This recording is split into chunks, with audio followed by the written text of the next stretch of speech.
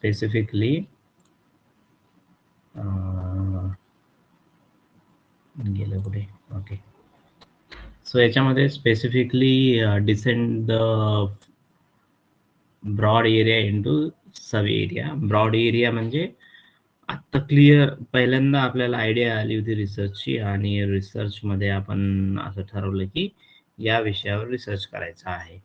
म्हणजे जसं आता काल एक्झाम्पल दिलं होतं मी सिकल सेलच्या संदर्भातला, तर ब्रॉडर एरिया ठरवलं की सिकल सेलवर रिसर्च करायचा आहे. पण सिकल सेलमध्ये काय बघणार आहात हे जर बघायचं असेल, किंवा टीबी हा विषय घेतला तर टीबी मध्ये काय अभ्यास करणार आहात, तर त्याला सब एरियाज मध्ये नॅरो डाऊन करावं लागते की सिकल सेल या टीबी मध्ये स्पेसिफिक काउन्सिलिंग काउन्सिलरचा रोल असतो, तर ते काउन्सिलरचा रोलचा अभ्यास करायचा आहे का काउन्सिलिंग इंटरव्हेन्शनचा इम्पॅक्ट काय होतो हा अभ्यासाचा आहे.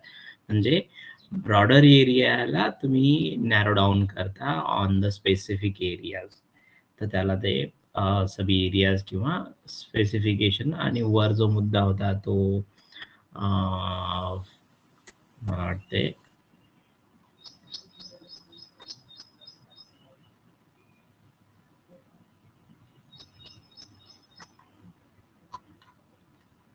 खाली पुढे दिलेला असेल कदाचित.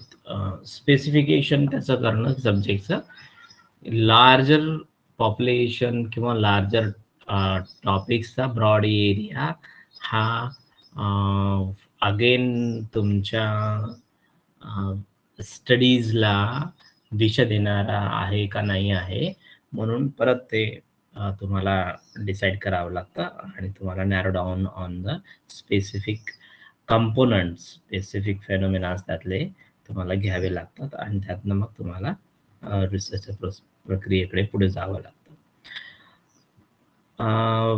अगेन मग सब एरिया किंवा नॅरो डाऊन केला तुम्ही रिसर्च, तर त्यातले जास्त महत्वाचे इंटरेस्टेड गोष्टी ज्या आपल्याला अभ्यासाव्या वाटतात, की ज्याचा अभ्यास करणं इसेन्शियल आहे असं आपल्याला वाटतं, दुसऱ्यांना नाही आहे, तर त्याचा बेस असला पाहिजे. म्हणजे याचा base interest, most interest to you, याचा अर्थ तुम्हाला तुमची आवड असेल असा जरी त्याचं ट्रान्सलेशन होत असेल, तरी याचा अर्थ specifically on the basis of your background reading.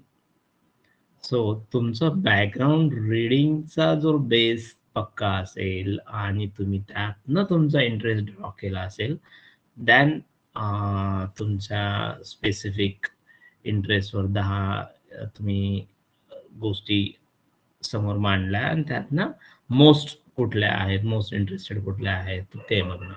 म्हणजे जसं आत्ता एक्झाम्पल्स घेतले मी, 2 सांगितले तुम्हाला, की एक सिकल सेल किंवा टीबीचा संदर्भातला रिसर्च आहे, तर त्यातलं specific counselling intervention. So counselling intervention मध्ये काय काय बघणार आहात?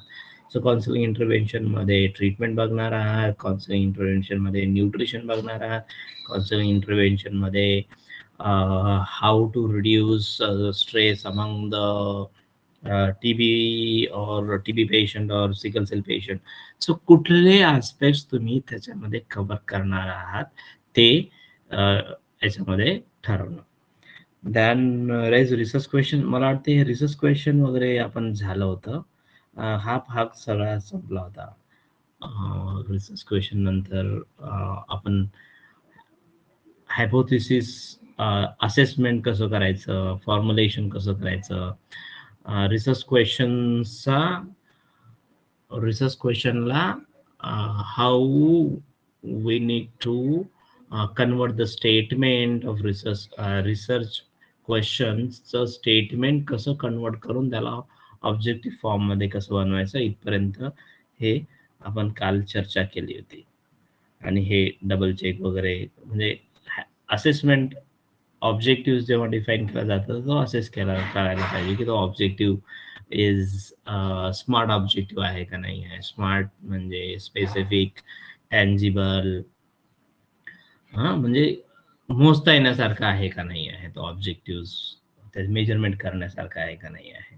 सो मेजरमेंटचा अर्थ असा की तो अभ्यासाला घेऊन त्याला काही आधार देऊन ते तो ऑब्जेक्टिव्ह बघता येतो का, की जर अ, किती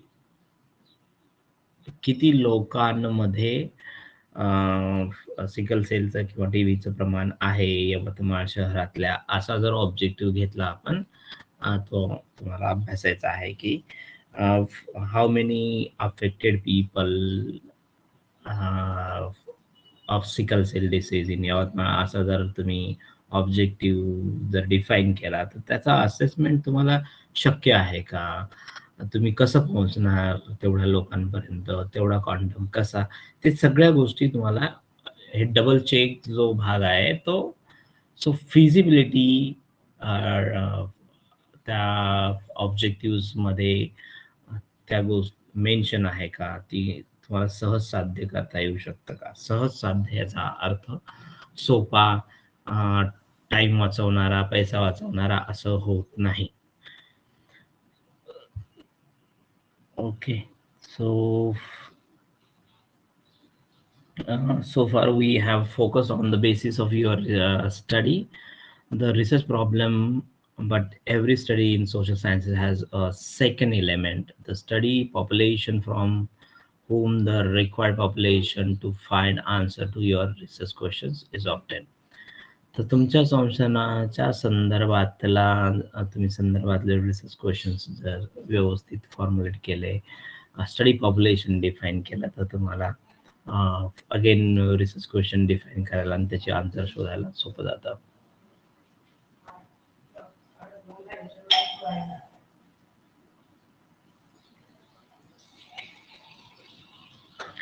so research problem narrow down करणं किंवा स्पेसिफिकेशन कडे नेणं हे तुम्हाला खूप महत्वपूर्ण ठरतं टू डिफाईन युअर पॉप्युलेशन. कोण, का, कसे या सगळ्या गोष्टींची उत्तरं बिफोर फायनलायझिंग द ऑब्जेक्टिव्ह हे केले तर तुम्हाला ते आणखीन जास्त सोयीचं ठरतं. रिव्ह्यू ऑफ लिटरेचरचा जो भाग आहे, त्याच्यामध्ये रिव्ह्यू ऑफ लिटरेचरमध्ये 2-3 पेपरच्या कात्रणांचं वाचन किंवा कात्रणांचं कॉपी पेस्ट करून रिसर्चमध्ये यूज केलं जातं MSW लेवलच्या, पण त्याला रिव्ह्यू ऑफ लिटरेचर नाही म्हणत. So this the essential primary task in order to acquaint yourself with the available body of knowledge in your area of interest. तुम्ही ज्या एरिया ऑफ इंटरेस्ट डिसाईड केलेला आहे to cover in the research, त्याच्या संदर्भामध्ये काय काय गोष्टी available आहेत, कुठे कुठे आहेत, या गोष्टी बघणं हे रिव्ह्यू ऑफ लिटरेचरमध्ये सांगितलेलं आहे. Literature review is an integral part of entire research process and make valuable contribution to every operational steps. So हे आपल्याकडे एकंदर पूर्ण विदर्भामध्ये रिव्ह्यू ऑफ लिटरेचरवर फोकस जास्त दिला जात नाही, परंतु रिव्ह्यू ऑफ लिटरेचर हा तुमच्या सगळ्या रिसर्च प्रोसेस मधल्या सगळ्या स्टेप्समध्ये युजफुल घटक यासाठी ठरतो, की जितकं जास्त तुम्ही रिव्ह्यू ऑफ लिटरेचर रीड कराल, तेवढं तुमच्या ज्या आयडियाज आहेत ऑन द सब्जेक्ट त्या क्लिअर होत जातात. सो एरिया ऑफ इंटरेस्ट सुद्धा त्यातनं डिफाईन केला जाऊ शकतो. तर तुम्हाला स्पेसिफिकेशन जेव्हा तुम्ही कराल, एखाद्या टॉपिकचं नॅरो डाऊन कराल, तर तेव्हा तुम्हाला त्यामध्ये त्या विषयासंदर्भामध्ये आणखीन कुठे कुठे काय काय रिसर्च झालेले आहेत. आता आपल्याकडे असं होतं की मराठीमध्ये शोधण्याचा प्रयत्न केला जातात आणि काही नाही, गुगलमध्ये सर्च झालं आणि काही मिळालं नाही, की मग आपल्याला एकदम कात्रणं मिळतात पेपरची आणि तेच आपला रिव्ह्यू ऑफ लिटरेचरचा भाग होतो. सो त्याच्यामुळं त्या विषयाची पकड येत नाही, त्याच्यामुळं त्या विषयामध्ये रिसर्चरचा पण इंटरेस्ट स्टेबल राहत नाही, टिकून राहत नाही. मग पुढे जाऊन म्हणजे ऑब्जेक्टिव्ह हायपोथेसिस बनवले आणि नंतर लक्षात आलं की याच्या संदर्भामध्ये काहीच लिटरेचर अवेलेबल नाही आहे. मग विषय बदलण्याकडे जास्त काल असतो. तर ह्या गोष्टी हॅम्पर होऊ शकतात तुमच्या रिसर्चच्या कामामध्ये, स्टेप्समध्ये. So review of literature is a supportive process to entire your uh, research. तर त्यामुळं review literature can be time consuming असं म्हटलं तर ते तुम्हाला लक्षात घ्यावं लागेल की टाइम कन्झ्युमिंग जरी असेल तरी तो तुमच्या रिसर्च मधला कोर आस्पेक्ट आहे. सो हे आपल्याकडे फ्रस्ट्रेटिंग वगैरे ह्या गोष्टी रिव्ह्यू ऑफ लिटरेचर करताना होत नाहीत, कारण आपण रिव्ह्यू ऑफ लिटरेचर इकडे करतच नाही जे सायंटिफिक वे.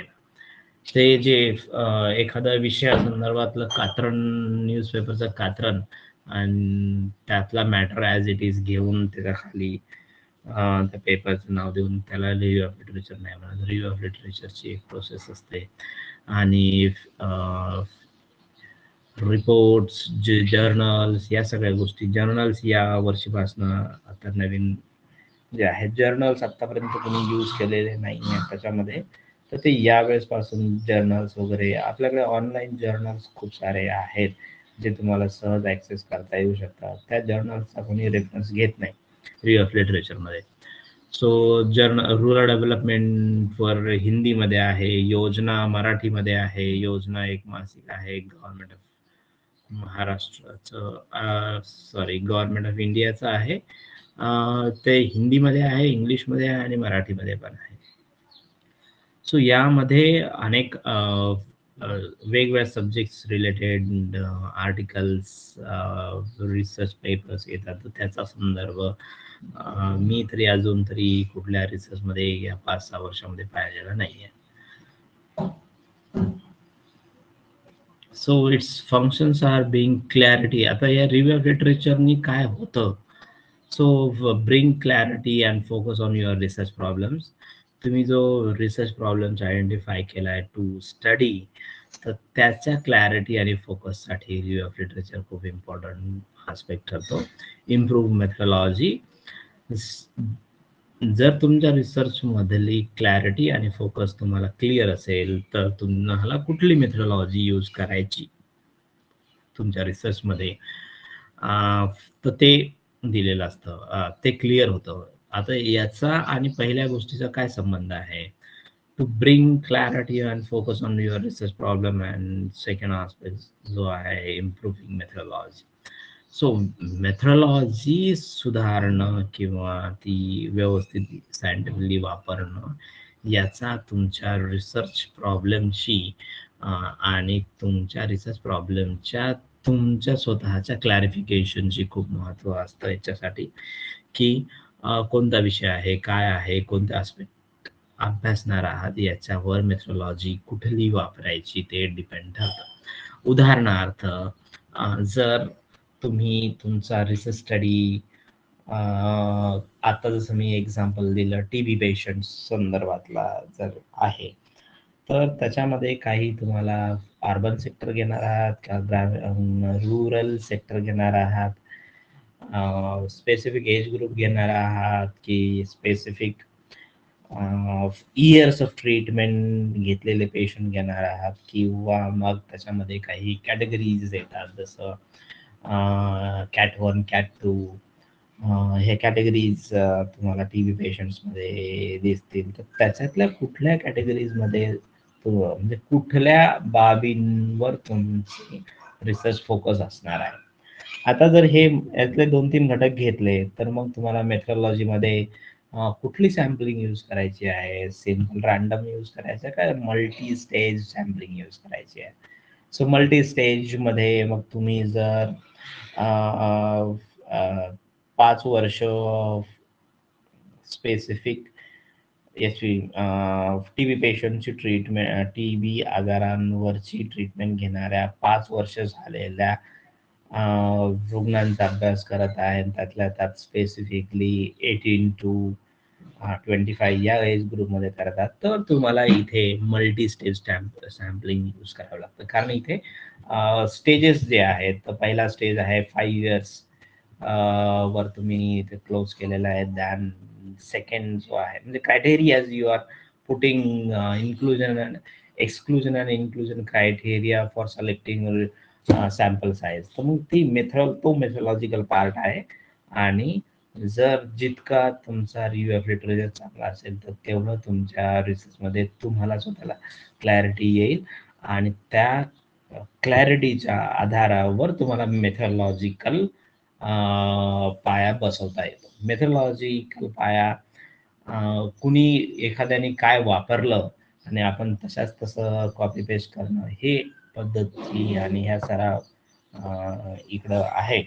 पण तो म्हणजे सहज म्हणा आपल्याला वाटलं म्हणून गैरसमजता घेतली, आपल्याला वाटलं म्हणून 60 रिस्पॉन्डंट घेतले, आपल्याला वाटलं म्हणून 60 मधल्या 40 महिला घेतल्या आणि आपल्याला वाटलं म्हणून 20 पुरुष घेतले. असं ह्या सगळ्या गोष्टी ज्या आहे, आपल्याला वाटलं म्हणून आपलं फील्डवर्कचं गाव घेतलं म्हणजे पुढे जायची गरज नाही, आपल्याला वाटलं म्हणून आपलं स्वतःचं गाव घेतलं रिसर्चसाठी, ह्या सगळ्या माल प्रॅक्टिसेस आहेत, अनइथिकल प्रॅक्टिसेस आहेत इन द रिसर्च.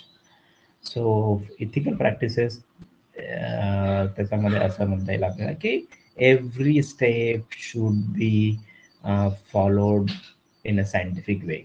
तर तुम्हाला त्या सायंटिफिक शास्त्रीय पद्धतीनं प्रत्येक स्टेप्स फॉलो करणं आवश्यक असतं. आणि मग या रिव्ह्यू ऑफ लिटरेचरचा तिसरा आस्पेक्ट जो आहे त्याचा फायदा काय आहे, तर तुमचं त्या विषयासंदर्भातलं अंडरस्टँडिंग जे आहे ते आणखीन जास्त डेव्हलप होतं.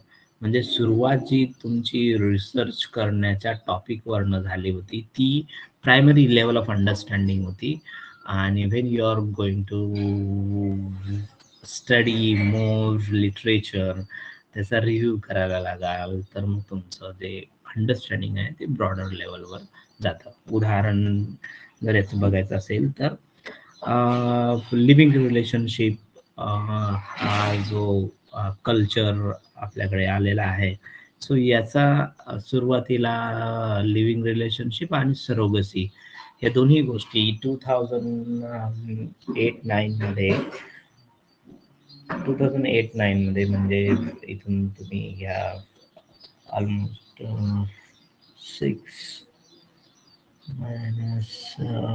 14 इयर्स, 14 वर्ष आधी लिव्हिंग रिलेशनशिप आणि सरोगसी म्हणजे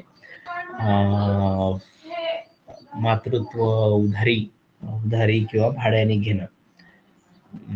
एखादी महिला मुलगी जी 9 महिने ते चाइल्ड बेअर करून डिलिव्हर करून समोरच्या पार्टीला देते आणि त्याच्या बदल्यात ती मोबदला घेते.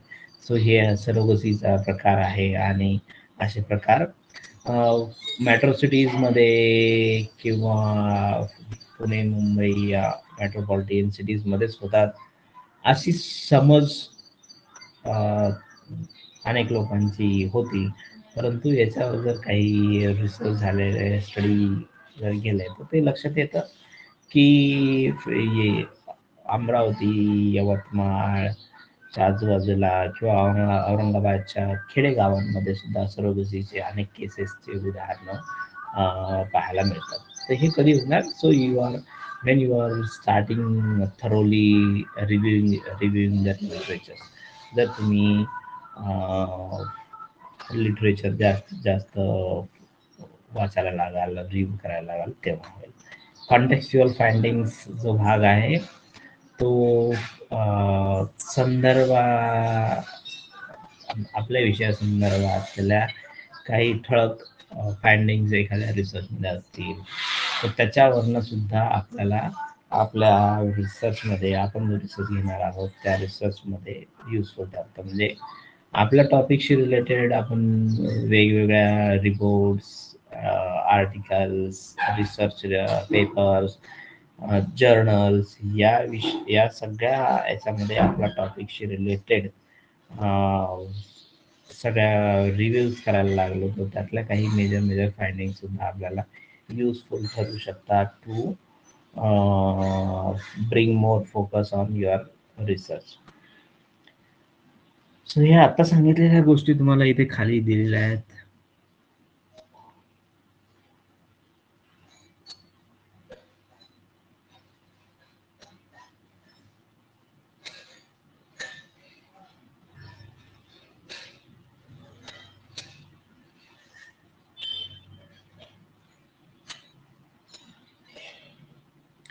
सो याच्यामध्ये स्पेसिफिकली प्रोसिजर जी दिलेली आहे रिव्ह्यू ऑफ लिटरेचरची, search for existing literature in your area of study.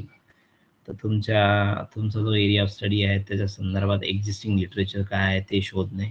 Review the literature selected, ज्यात तुम्ही एक्झिस्टिंग लिटरेचर सिलेक्ट करायला गेला तर त्यातले सिलेक्टेड लिटरेचर रिव्ह्यू करा. डेव्हलप अ थेरॉटिकल फ्रेमवर्क आपल्याकडे रिसर्चमध्ये फार कमी यूज केलं जातं. PhDच्या रिसर्चमध्ये यूज केलं जातं, पण ग्रॅज्युएशन रिसर्चमध्ये सुद्धा PG स्पेसिफिकली PG रिसर्चमध्ये थेरॉटिकल फ्रेमवर्क यूज केली पाहिजे. त्या थेरॉटिकल फ्रेमवर्कचा बेस हा रिव्ह्यू ऑफ लिटरेचर असतो. आणि develop a conceptual framework. So conceptual framework म्हणजे संकल्पनात्मक बांधणी किंवा ढाचा तयार करणं, जे की तुमच्या रिव्ह्यू ऑफ लिटरेचरच्या आधारावर असू शकतो. सो थर्ड स्टेप आहे formulation of objective hypothesis.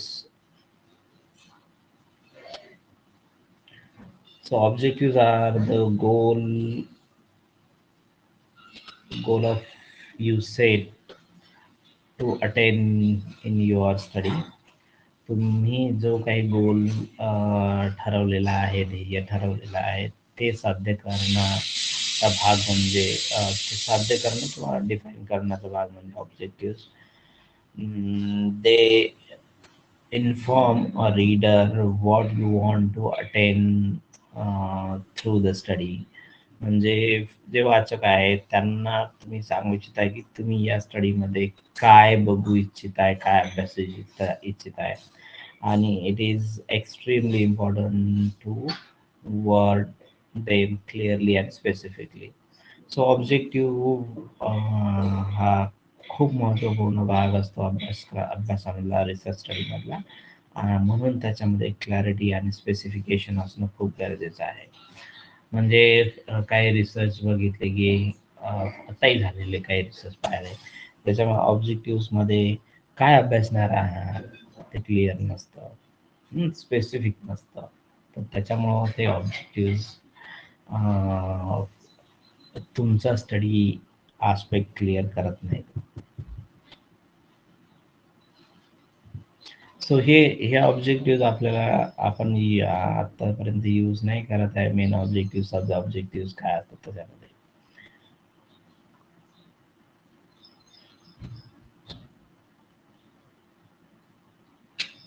So 57 झाले, मला निघावं लागेल. मग इथेच थांबू. आतापर्यंत याच्यामध्ये कोणाला काही प्रश्न?